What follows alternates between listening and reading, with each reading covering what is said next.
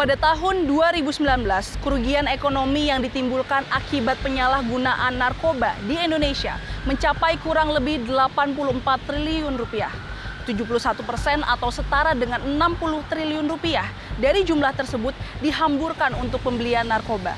Sementara sisanya senilai 24 triliun rupiah dihabiskan untuk pembiayaan pengobatan, rehabilitasi, dan yang lainnya. Namun kerugian sebenarnya lebih dari sekedar angka, tetapi juga merenggut masa depan generasi muda.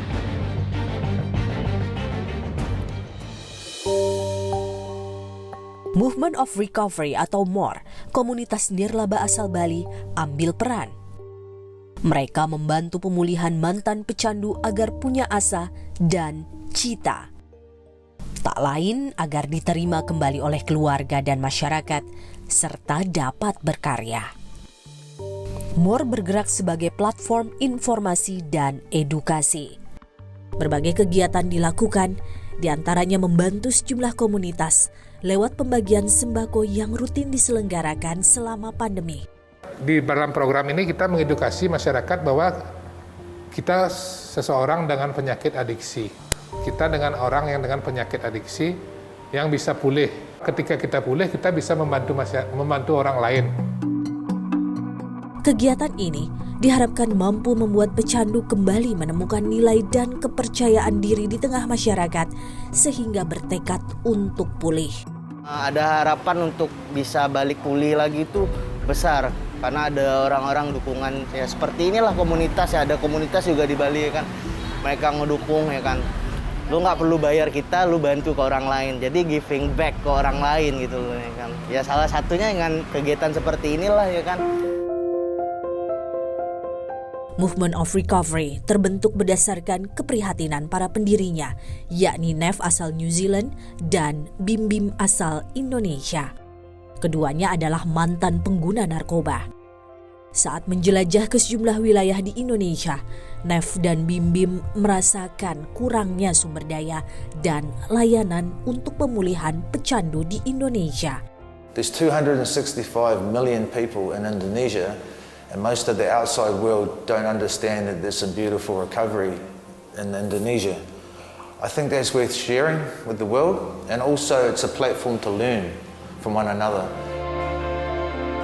Tak semua pecandu narkoba yang membutuhkan pemulihan dapat mengakses sarana rehabilitasi.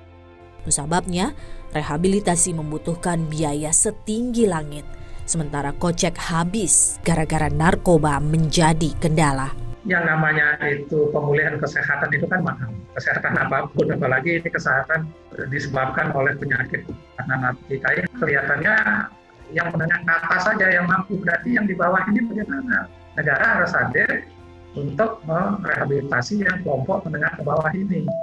Kita sekarang banyak kita sebut dengan intervensi berbasis masyarakat. Kita mengupayakan bagaimana masyarakat itu sendiri. Program-program bekerja sama dengan pemerintah daerah, kita lakukan yang namanya Desa Bersinar, bersih narkotika.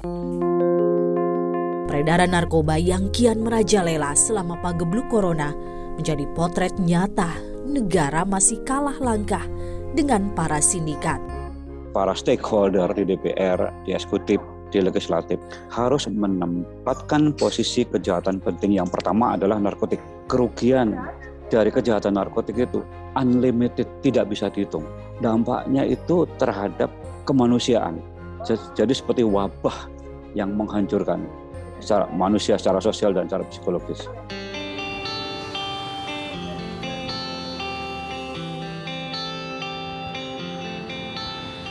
Kerugian bangsa akibat generasinya terjerat narkoba tak dapat dinilai hanya dengan angka. Masa depan generasi penerus bangsa dipertaruhkan. Keseriusan negara untuk dapat lebih menangani peredaran narkoba dinanti. Tak hanya masalah pemberantasan, tetapi juga perlu optimalisasi, pemulihan rehabilitasi, dan pencegahan.